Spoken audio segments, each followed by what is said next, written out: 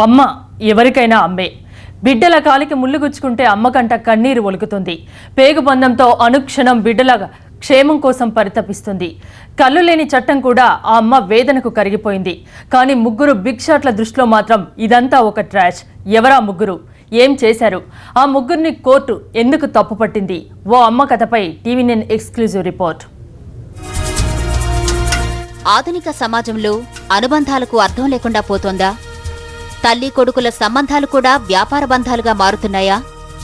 అడ్డాల నాడే కొడుకులు కాని గడ్డాల నాడు కాదా? ఒకప్పటి కోరమండల్, ఇప్పటి భీమా సిమెంట్స్ అధినేత పుత్రరత్నాల నిర్వాకం ఇలానే ఉందని కోర్టు అక్షింతలు వేసింది.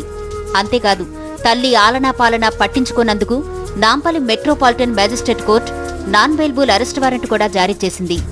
ఈ నెల 18 వరకు గడువు కూడా పెట్టింది.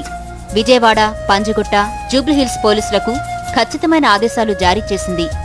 ఎందుకిలా జరిగింది? తెర వెనుక కథేంటి?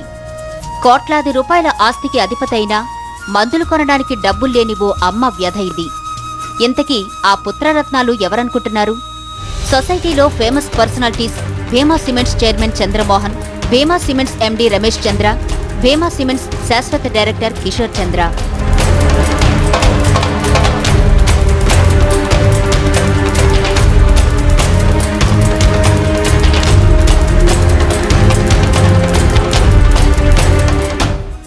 వృద్ధాప్యంలో ఆదుకోవాల్సిన కొడుకులు అండగా ఉండాల్సింది పోయి చివరకు హత్యకు కూడా సిద్ధమయ్యారనేది ఆ అమ్మ అభియోగం. ఆమె 76 ఏళ్ల సరస్వతి, కోరమండల్ సిమెంట్స్ అధినేత దివంగత సుబ్బారావు భార్య.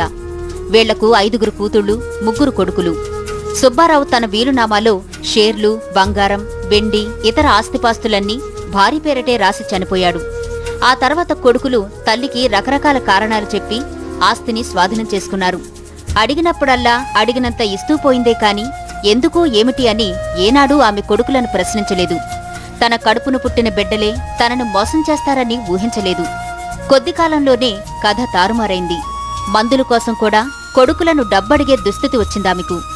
కొడుకుల దురాలోచనను పసిగట్టని సరస్వతి ప్రాణభయంతో కూతురింటికి చేరింది. పొన్నామ నరకం నుంచి తప్పిస్తారని ఆశించానే కాని బతికుండగానే నరకం చూపిస్తారనుకోలేదని కన్నతల్లి మనసు తల్లడిల్లింది.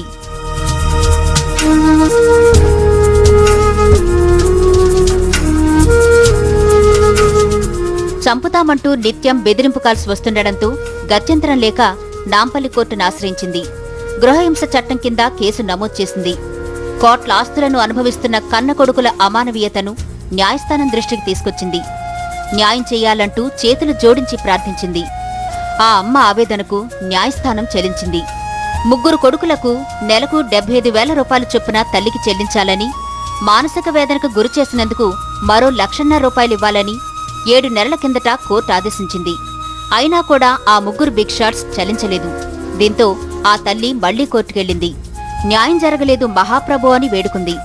దీంతో స్పందించిన కోర్టు 3 పుత్రరత్నాలను అరెస్ట్ చేయాలంటూ నాన్ బెయిలబుల్ వారెంట్స్ జారీ చేసింది. మెట్రోపాలిటన్ సెషన్స్ జడ్జి దగ్గర అపీల్ వేశారు నాంపల్లిలో. ఆ అపీల్ ఒక 3-4 నెలలు నడిచిన తర్వాత అది కూడా డిస్మిస్ చేసేశారు. మొన్న May 18th డిస్మిస్ చేశారు. ఇది ఖచ్చితంగా అన్యాయం జరిగింది, వీడికి వీళ్ళేమో డబ్బులు కట్టాలని చెప్పేసి అన్నారు. దాని మీద ఇంప్లిమెంటేషన్కి ప్రొటెక్షన్ ఆఫీసర్ దగ్గర అప్లికేషన్ పెడితే ఆవిడ ఎంక్వైరీ చేసేసి వీళ్ళు ఖచ్చితంగా అన్యాయం జరిగింది, ఇది వెంటనే ఇంప్లిమెంట్ చేయాలి, ఆవిడ డబ్బు వచ్చేటట్టు చేయాలి, లేకపోతే వారెంట్స్ ఇష్యూ చేయాలని చెప్పి రాశారు మ్యాజిస్ట్రేట్ గారికి. మ్యాజిస్ట్రేట్ గారేమో మొన్న 7వ తారీఖు నాడు నాన్ బెయిలబుల్ వారెంట్స్ ఇష్యూ చేశారు. 18 వేసి 18వ తారీఖుల్లో ప్రొడ్యూస్ చేయమని పోలీసుకి ఆదేశం ఇచ్చారు. సంచలనం రేపిన ఈ కేసులో ఆ 3 బిగ్ షాట్స్ ను అరెస్ట్ చేయడానికి పోలీసులు రంగంలోకి దిగారు.